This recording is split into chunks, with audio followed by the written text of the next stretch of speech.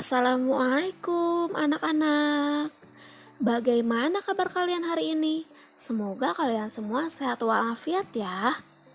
Bertemu lagi dengan Bunia dalam pembelajaran IPS tema 4. Masih tentang interaksi ya anak-anak. Semoga kalian semua dapat mengerti ya apa yang Bunia sampaikan. Sebelumnya, Bunia akan membahas terlebih dahulu apa itu interaksi. Coba ada yang masih ingat apa itu interaksi? Nah, interaksi adalah hubungan timbal balik atau saling memengaruhi antara satu individu atau kelompok dengan individu atau kelompok lain. Ya, jadi interaksi adalah hubungan timbal balik. Ingat itu ya. Dan kemarin kita sudah membahas bahwa interaksi itu ada dua. Interaksi manusia dengan lingkungan alam dan interaksi manusia dengan lingkungan sosial. Syarat terjadinya interaksi sosial adalah adanya kontak sosial dan adanya komunikasi. Kontak sosial dapat berupa sebuah percakapan, berjabat tangan, atau bahkan dengan sebuah isyarat. Oleh karena itu, hubungan fisik tidak menjadi syarat pokok terjadinya kontak sosial. Syarat yang lain adalah adanya komunikasi. Komunikasi adalah suatu proses penyampaian informasi dari satu pihak kepada pihak lainnya. Pada umumnya, komunikasi yang sering kita lihat dilakukan secara verbal atau berbicara dengan menggunakan cara yang dapat dimengerti oleh kedua pihak. Contohnya dengan menggunakan bahasa dari suatu negara tertentu. Tetapi komunikasi juga dapat dilakukan dengan menggunakan bahasa isyarat, menunjukkan sikap tertentu, ekspresi wajah, dan lain-lain. Intinya, jika informasi yang ingin disampaikan oleh satu pihak dapat diterima dengan baik oleh pihak lainnya, maka komunikasi sudah terjadi antara kedua belah pihak tersebut. Untuk mengenal interaksi sosial di masyarakat, kita perlu tahu bentuk-bentuk interaksi tersebut. Nah, manusia adalah makhluk sosial. Manusia tidak bisa hidup tanpa bantuan orang lain. Oleh sebab itu, dalam kehidupan bermasyarakat, anggota masyarakat saling berinteraksi. Berinteraksi artinya berhubungan satu dengan yang lain.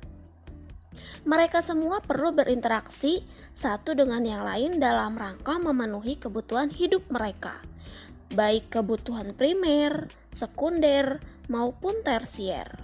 Nah, kemarin sudah Bunia bahas ya, apa itu kebutuhan primer, sekunder, dan tersier. Nah, salah satu bentuk interaksi dalam kehidupan bermasyarakat adalah kerjasama. Apa itu kerjasama? Kerjasama adalah kegiatan dalam masyarakat yang dilakukan bersama-sama. Ya, kerjasama itu dilakukan bersama-sama. Dapat dilakukan oleh orang per orang atau oleh organisasi atau kelompok orang. Nah, apa saja contoh kegiatan atau bentuk-bentuk kerjasama di lingkungan masyarakat? Oke, yang pertama ada kerja bakti atau gotong royong. Melalui kegiatan kerja bakti di lingkungan masyarakat akan tercipta kerukunan, ya. Kemudian membantu hajatan. Ketika salah satu anggota masyarakat mengadakan acara hajatan, anggota masyarakat lain atau tetangga dapat memberikan bantuan tenaga. Nah, bantuan tenaga ini tentu saja akan sangat meringankan beban orang tua yang sedang menyelenggarakan hajatan tersebut. Kemudian ada takziah. Ketika ada salah satu anggota masyarakat yang meninggal, anggota masyarakat lainnya akan datang memberi ucapan duka cita dan memberi dukungan semangat kepada keluarga yang menandang duka tersebut. Nah, kegiatan ini disebut melayat atau takziah. Kemudian ada membesuk orang sakit. Ketika ada salah satu anggota masyarakat yang sakit, anggota masyarakat lain wajib membesuk untuk memberikan doa kepada yang sakit dan memberi dukungan semangat kepada keluarga yang merawat. Kalian tentu sudah pernah membesuk teman kalian yang sakit, bukan? Nah, itu adalah salah satu bentuk kerjasama. Kemudian ada tolong-menolong dalam kebaikan. Dalam kehidupan bermasyarakat, kita wajib tolong-menolong dalam hal kebaikan. Misalnya, jika ada tetangga yang sakit, tetangga wajib mengantarnya ke dokter atau puskesmas terdekat. Nah, jika kita melihat orang yang berbuat jahat kepada tetangga kita, maka kita wajib meminta tolong atau menolongnya bila mampu. Contoh yang lain adalah ikut serta dalam menjaga keamanan lingkungan. Contohnya kalian ikut serta dalam kegiatan siskamling. Kemudian berbagi makanan bila berlebih kepada tetangga. Dan masih banyak lagi ya anak-anak. Kemudian ada pula kegiatan-kegiatan interaksi sosial yang terjadi di masyarakat. Nah, contoh kegiatannya itu apa saja?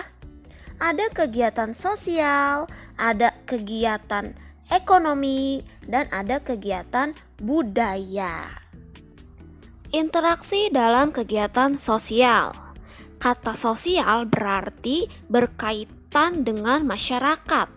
Jadi, kegiatan sosial adalah kegiatan yang berkaitan dengan masyarakat. Contoh kegiatannya ada kerja bakti, posyandu, donor darah, bakti sosial, dan masih banyak lagi ya. Interaksi dalam kegiatan ekonomi. Apa yang dimaksud kegiatan ekonomi? Kegiatan ekonomi berkaitan dengan perputaran uang, barang, dan jasa. Kegiatan ekonomi meliputi kegiatan konsumsi, produksi, dan distribusi. Nah, contoh kegiatan ekonomi ada pertanian, kerajinan, dalam bidang jasa ada dokter, montir, dan masih banyak lagi. Interaksi dalam kegiatan budaya. Kegiatan budaya adalah kegiatan yang berkaitan dengan tari, musik, drama, seni rupa, dan kerajinan. Nah, contoh kegiatan budaya itu ada pameran seni, pertunjukan seni, karnaval budaya, dan masih banyak lagi. Kegiatan budaya menjadi sarana untuk melakukan interaksi antar anggota masyarakat, di mana budaya tersebut berkembang. Kalian tahu kan, budaya di Indonesia itu berbagai ragam? Ya, banyak sekali budaya di Indonesia itu. Interaksi dapat dimaknai sebagai hubungan timbal balik antar individu, kelompok, atau individu dan kelompok.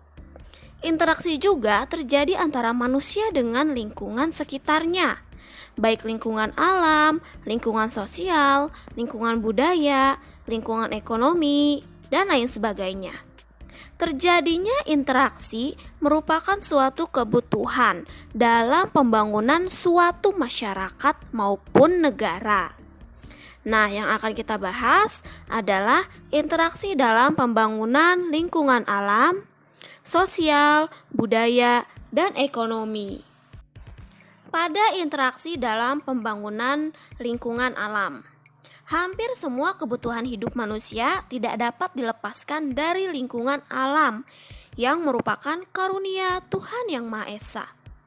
Lingkungan dibedakan menjadi dua, lingkungan biotik dan lingkungan abiotik, seperti yang kemarin kita sudah bahas ya. Lingkungan biotik adalah segala yang ada di lingkungan yang berupa makhluk hidup. Sedangkan lingkungan abiotik adalah segala yang ada di lingkungan yang bukan berupa makhluk hidup. Misalnya tanah, suhu, curah hujan, dan lain sebagainya. Manusia memerlukan bahan pangan yang disediakan oleh alam. Manusia memerlukan bahan sandang yang disediakan oleh alam.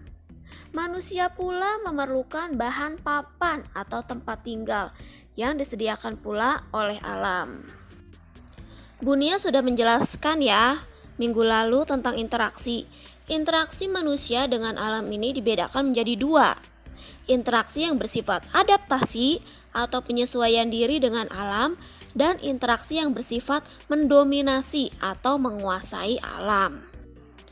Interaksi adaptasi adalah interaksi yang dilakukan dengan cara manusia melakukan kegiatan disesuaikan dengan keadaan alamnya. Seperti contoh, petani menyesuaikan masa tanam dengan musim penghujan. Nelayan berlayar dengan menyesuaikan keadaan cuaca, dan masih banyak lagi. Sedangkan interaksi yang bersifat mendominasi berhubungan dengan sifat manusia.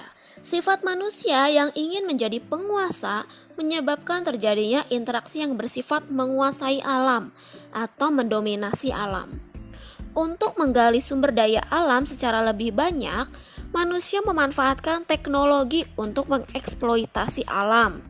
Misalnya, dengan mengembangkan teknologi hujan buatan pada musim kemarau, sehingga sawah tidak mengalami kekeringan, dengan harapan petani tidak mengalami gagal panen. Kemudian interaksi dalam pembangunan lingkungan sosial. Bentuk interaksi sosial ada 3. Yang pertama, interaksi individu dengan individu. Yang kedua, interaksi dengan kelompok.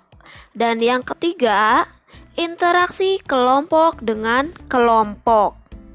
Nah, ada beberapa faktor yang menyebabkan terjadinya interaksi di lingkungan sosial. Ada berapa faktor? Kemarin sudah kita bahas ya. Oke, ada 4 faktor. Yang pertama itu imitasi. Interaksi terjadi ketika seseorang atau kelompok orang meniru apa yang dilakukan orang atau kelompok lain. Yang kedua, sugesti.